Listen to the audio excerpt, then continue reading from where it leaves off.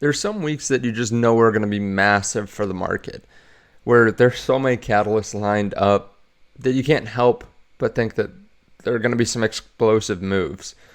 That is this coming week. We have a lot to cover, a lot that's going to be happening, and it's going to be fun to watch. So if you don't mind, hit subscribe so you can see those videos right when I post them. Touch that like button so that way this gets pushed out to more people. Maybe share it to a friend that you know that's in the market.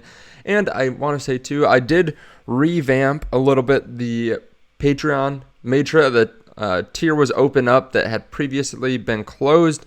And if you want to know what I'm buying and selling, you can check out the link underneath it for the Patreon. There are only so many spots available too, and during the next bull run, they will fill up pretty quickly.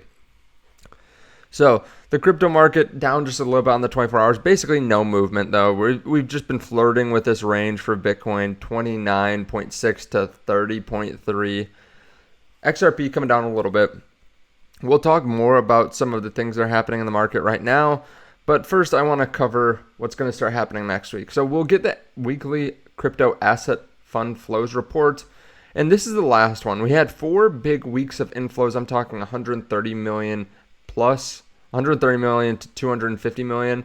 And these are delayed slightly. So I think we're going to see more of the asset flows from companies that were investing in altcoins after the Ripple case. So the Ripple case came out, I think, on Thursday last week. Some lawyers probably looked at what actually was stated to determine whether they wanted to invest more into altcoins. I think then probably we'll see more fund flows going to not just Bitcoin, but also some of the smaller cryptocurrencies as well. We just don't see much going into them.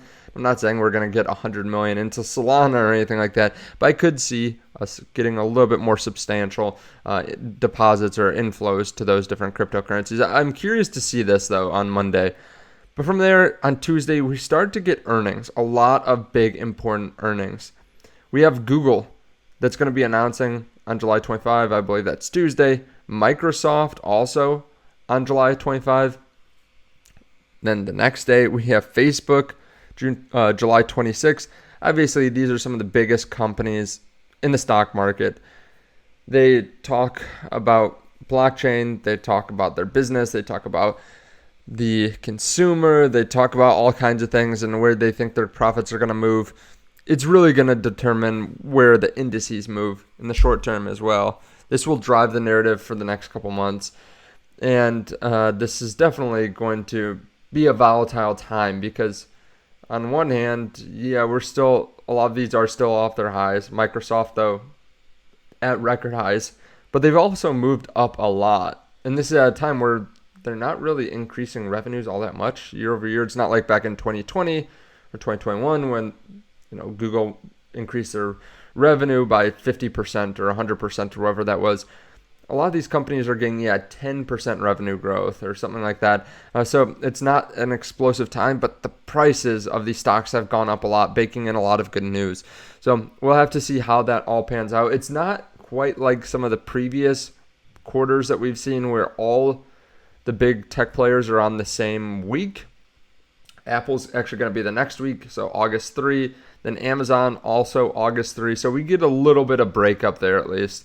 Keep in mind with some of these large tech companies too, we are having the special rebalance. It's going to be effective Monday. So there may be some indices switching around. Obviously, they're waiting, which could cause prices to go up and down. I think a lot of this has been priced in, or a lot of people have been selling some of the major tech companies, getting ready for that, being worried for that. That's typically what we see. But this is prior to market open on Monday. They're going to be doing this, so just be ready for a little bit of volatility next week in addition to the earnings. We also have the next Fed meeting, July 25 and 26. So we have major tech earnings, we have rebalancing, we have the Fed also speaking next week. And it's pretty much a guarantee that we're going to see a 25 basis point hike, at least coming from analysts, 98% chance. I think that we will see a 25 basis point hike, but what's really important is more their language on where they see the economy, how they see inflation. We've seen inflation continuously go down, and I wouldn't be surprised if they continue to stay hawkish because they don't want to turn dovish. Then the markets would race up, but they continue to stay hawkish and then just slowly change their tune. But there are usually glimpses that we can see based on what Powell says in the Q&A that can give us an indication for how they really feel. So we'll be on the lookout for that. I'll cover it when he gives a speech. But we also have the PCE numbers coming out next Friday, which we've seen them go down to 3.8%. We've seen inflation CPI go down to 3%. We saw PPI go down significantly to under 1%. So it seems like everything is getting better, especially if we have one more good PCE print, get into the low threes or so. That would be really, really bullish, obviously, for the markets and would continue to push their narrative that inflation's dead. We also have a pretty big end of the week this week. So that's what's happening next week. Today is the largest July expiry in history. Over 2.3 trillion of notional options expire today, including 500 billion of notional single stock options. So we'll have to see what the volatility is like today. Obviously, we've already had a lot of volatility over the last couple of days with some stocks like Tesla and Netflix. Yesterday was a pretty red day, but keep in mind that this is pushing us down just to like where we were a week ago, 2 weeks ago. So I wouldn't be too worried. If you haven't been buying the tops, then you're probably still sitting in a pretty good place. You know, just don't try to get too greedy when you see something move up 100%, 200%. Just continue to stick with your plan. Tesla, speaking of Tesla, is talking about the first OEM deal where they can charge the OEM for FSD technology. This could be a new line item and potentially add billions to Wall Street's Tesla valuation. I think that it's probably understated there how much this could add to them. I mean, if it's Ford that they're talking to and they sell 4.2 million vehicles to dealers and distributors worldwide, let's say 5% of those sales actually take FSD. So 0.5, and then let's say Tesla makes 50% of that full self-driving revenue, and that costs $15,000. This would be how much Tesla makes from that. So they would make $1.6 billion, and that would basically go to their bottom line. That's every single year, right? Because how much does it cost to license that out? Basically nothing. So this would increase their cash flow and their revenues significantly, more their cash flow and their earnings per share than anything else. But this would basically double their cash flow from the last quarter. Them just working with one OEM with a small take rate of 1 out of every 20 cars, and them only making 50% of the revenue on that. So I think this could be a game changer. I think it will be a game changer because I think other people will eventually license out the full self-driving, and they might have to lower the cost for full self-driving for a little while when they push that out to make it more accessible. Maybe they'll decide to do that. I wouldn't expect that though, because they've been pretty clear in the past the price is only going up, it seems like. And also they've been talking about how valuable it is once they are able to get a taxi network. That's another thing. If the taxi network comes, if they also have taxis with other brand names like Ford, GM, they're going to be able to scale up much quicker. So for everyone that thinks Tesla's just a car company and they're not a manufacturing company or like a factory company itself, they're not a software company, they're not building some of the best energy storage units out there, I think people are wrong.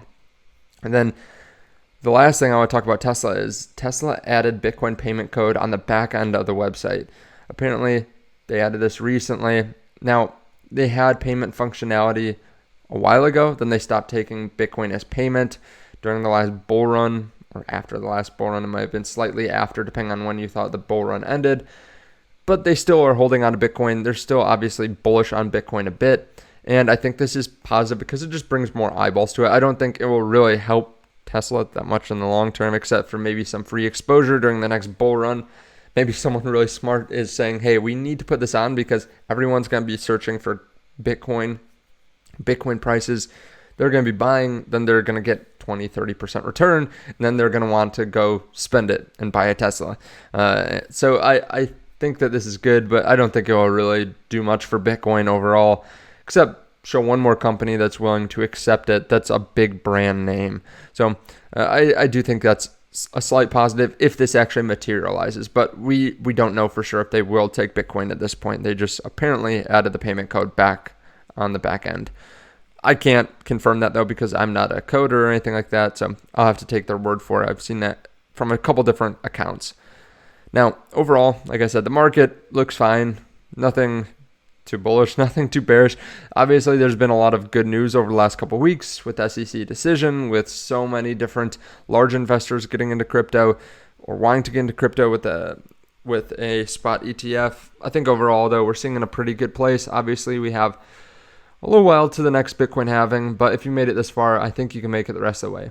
Now, thank you so much for watching. I really do appreciate it. I'll be posting some videos over the weekend, but I am largely away from keyboard because I'm going to be at someone's bachelor party. So I appreciate you guys watching this. Hit the like button, hit the subscribe button. Check out the Patreon underneath the video if you want one of those spots I just opened up, and I will see you in the next video.